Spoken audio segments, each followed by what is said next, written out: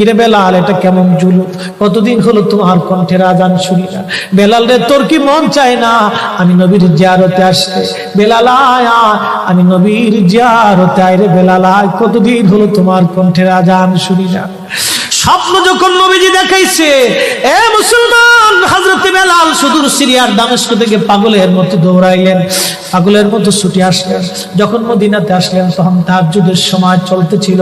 তাহাজ্জুদের সময় চলার সময় হযরত বেলাল রাদিয়াল্লাহু আনহু কাঠের জালি দিয়ে তখন রওজা শরীফ ঘিরে রাখা ছিল। ওই জালির পাশে বসে বসে জালির সঙ্গে মাথা ঠেকাইয়া নবীর পাগল বসে বসে গুনগুন গুনগুন করে কাঁদে আর বলে, হুজুর আপনি আসতে বলেছিলেন, গোলাম এসে হাজির হয়েছে। নবী গো, আজান দিতে বলেছেন, আমি আজান দিলে আপনি আগে নামাজে আসতেন, এখন আজান দিলে কি নবী আপনি নামাজে আসবেন? হুজুর এখন আজান দিলে কি আপনি নবী নামাজে আসবেন? নতুন মুয়াজ্জিন আসছে আজান দেওয়ার জন্য, এসে দেখে নবীর মুয়াজ্জিন বেলাল কাঁদে।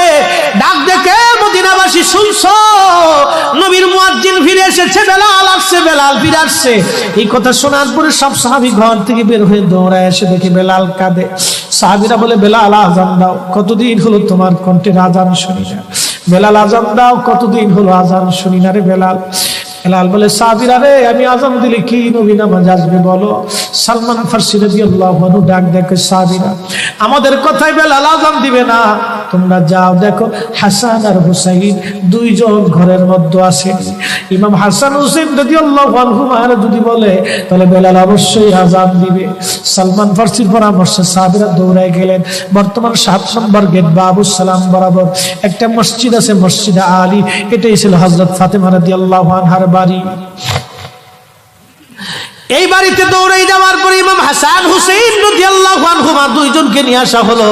দুইজনকে নিয়ে আসার পরে হযরত ইমাম হাসানকে দেখতে আমার নবীর মতো দেখা যাইতো, চেহারাটা রাসূল করিমের চেহারার মতো ছিল। নাতি দৌহিত্র নানার চেহারা পেয়েছিলেন, ইমাম হুসাইন ও নানার সুরত পেয়েছিলেন। দুই ভাই নানার সুরত পেয়েছিলেন। হযরত বেলাল রওজা শরীফ থেকে উঠে হযরতে হাসানের বুকের মধ্যে মাথা ঠেকায় কাঁদতেছে, ইমাম হুসাইনের বুকের মধ্যে মাথা ঠেকায় কাঁদে। হযরত ইমাম হাসান ডাক দেখে, নানার মুয়াজ্জিন, কতদিন হলো তোমার কণ্ঠে আজান শুনি না। যে কণ্ঠ দিয়ে নানার আজান শুনাইতা, যাও গো ওই কণ্ঠ দিয়ে আমাদেরকেও আজান শোনাইয়া যাও। যখন হযরতে বেলাল ইমাম হাসান এই কথা বললেন, হযরতে বেলাল দৌড়াই গেলেন। যেই বনু নাজ্জার গোত্রের মহিলা সাহাবীর ছাদের উপরে দাঁড়ায় বেলাল আজান দিত। আবু দাউদের 519 নম্বর হাদিসের মধ্যে আসছে, প্রত্যেক ফজরের নামাজের শুভেচ্ছা আদিকের আগে বেলাল দাঁড়াইতেন। দাঁড়ায় আজানের আগে বলতেন, আল্লাহুম্মা ইন্নী আহমাদুকা ওয়া নাস্তাঈনুকা আলা কুরাইশিন ইউকিমুদ্দীনাক। প্রত্যেক ফজরের আজানের আগে এই দোয়াটা পড়ে বেলাল আজান শুরু করতেন। হযরত বেলাল রাদিয়াল্লাহু আনহু আজকে তাহাজ্জুদের আজান দিতে গেছে। আজান দিতে যাওয়ার পরে হযরত বেলাল যখন আজান দিলেন, আল্লাহু আকবার, আল্লাহু আকবার, আজানের মধুর ধ্বনি সারা মদিনার রন্দে রন্দে ছড়িয়ে গেল। মদিনার ঘর থেকে সব সাহাবী বের হয়ে দৌড় মারছে। আবার যখন বলেন আল্লাহু আকবার, আল্লাহু আকবার, সব সাহাবী, মহিলা, বৃদ্ধ, বনিতা ঘর থেকে বের হয়ে দৌড় মারছে। যখন বলল আশহাদু আল্লা ইলাহা ইল্লাল্লাহ, মদিনার ঘর থেকে সব মহিলারা ঘর থেকে বের হয়ে দৌড় মারছে রে, আর কান্না করে নবী বুঝি ফিরে আসছে রে।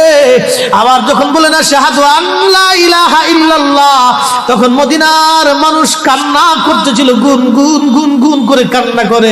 মদিনার ভিতরে আওয়াজ বের হয়ে গেল, নবী বুঝি আসছে রে, নবী বুঝি ফিরে আসছে রে, নবী বুঝি ফিরে আসছে রে, নবী বুঝি আসছে। হযরত বেলাল যখন বলেন আশহাদু আন্না মুহাম্মাদুর রাসূলুল্লাহ, মদিনার মাটিগুলি থরথর থরথর করে কেঁপে উঠছে রে। মদিনার মানুষের কান্না বেড়ে গেল।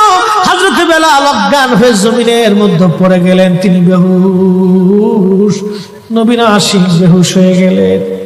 বেলালের মতো আশিক যদি আমরা হইতাম, এ দুনিয়ায় নবীর দেখা পাইতাম, এ দুনিয়ায় নবীর দেখা পাইতাম।